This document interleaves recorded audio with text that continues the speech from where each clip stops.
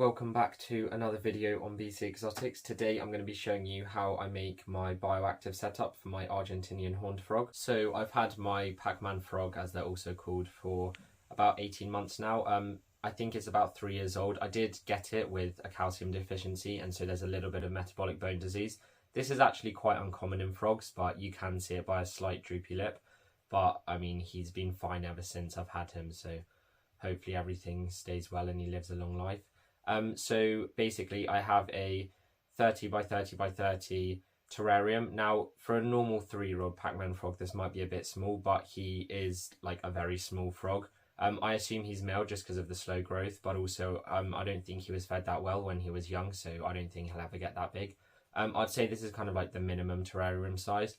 I did use something bigger, but he kind of just sat in one corner and didn't really seem to like it, but this way I can kind of keep it a more controlled environment. Before we continue, please subscribe to my channel, as I do really appreciate it, or leave a comment below on anything you'd like to see on the channel. So moving straight into the video, as you can see in front of me, this is the terrarium. This is a Swell Reptiles terrarium. I've had this for a while. I've been using it for many things. I've just cleaned it out with just kind of bacterial spray and then some glass cleaner to make it a bit shiny. And then the lid is next to it over there.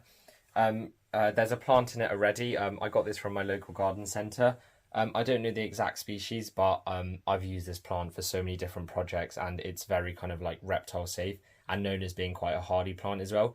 The reason I picked this one is because it does very well in very humid, kind of wet environments. Although I do think I'm going to leave it in the pot, but kind of bury the pot underneath the substrate that I'm going to be using, just so that all the nutrients in there ready kind of still benefit the plant. And then additionally to that, it kind of stops it from kind of getting out of control with growth, just because obviously I don't want it to grow massive. As you can see, it's kind of the maximum size I would want for that terrarium already. So if I take it out, you can actually see the proper name for it as it's written on here. I mean, this is the scientific name. It's the Asplenium nidus. I really don't know how to pronounce that or what it really means, but yeah, that's the scientific name for this plant. I think it's just kind of a tropical house plant. It's got quite kind of silky, shiny leaves, and so I wouldn't use this with anything that might eat it. But for a frog, I think it's completely fine.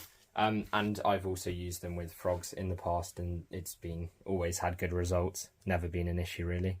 So the first thing I'm going to do to kind of build this bioactive terrarium is add the substrate. So for this, I'm just kind of, the main part of the substrate is going to be cocoa fiber. When I was making this, I did add a bit too much water, so I've had to kind of drain it in these bug pots, as you can see. But yeah, I'm just going to start adding it. So I think that this is about 5 litres of cocoa fibre.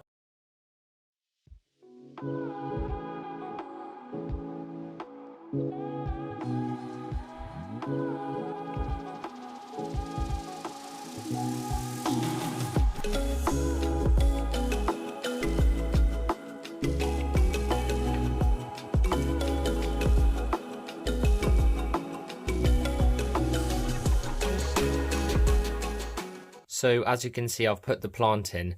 The next step's to put in a water dish. So the current water dish that he has, the Pacman frog, that is kind of a little bit too small, and so I needed something bigger. And all the water dishes that I have just kind of lying around are either way too big for this terrarium or a bit too shallow. And so I will be using this very unattractive water dish for now, but I've just ordered one off Swell Reptiles, kind of a proper, like, kind of rock looking one, but that kind of will go there.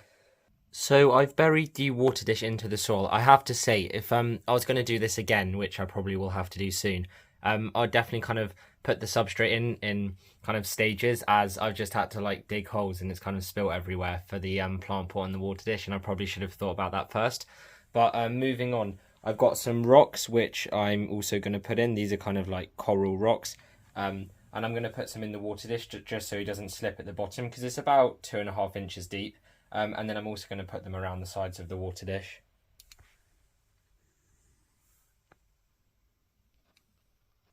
So now I'm just kind of going to fill up the water dish. I tend to do this last, as otherwise sometimes lots of the substrate can go into the water dish as you're kind of making it. So now I'm just going to put the lid on. This is a very secure lid. It's got kind of these lock things on the side. I have to kind of tuck the plant leaves down a bit, just because otherwise they're going to stick out and get trapped.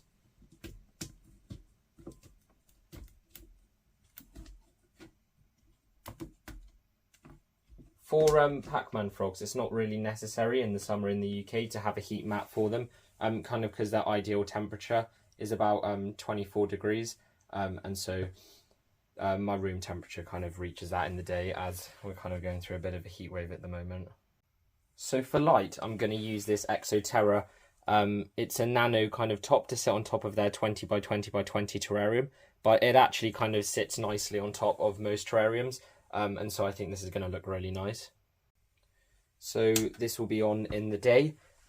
This is a 15-watt lamp, so it adds a little bit of heat, which is good for them, because in the day it's meant to kind of reach up to 28 degrees Celsius, kind of between 24 and 28. And then at night when I turn it off and kind of my room cools a bit, it'll be about 22 degrees, which is kind of ideal, because it shouldn't really go below 20, but any temperature between 20 and 24 at night is kind of ideal.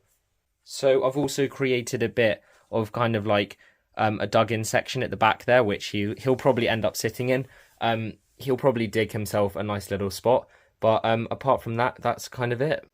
Just in case anyone was wondering, the kind of white marks here are just kind of water from the substrate when I put it in, as it was still a bit wet, but that should dry out with the light, as I won't spray it for a few days. So this is my Pacman frog. Like I said, he's quite small for a male.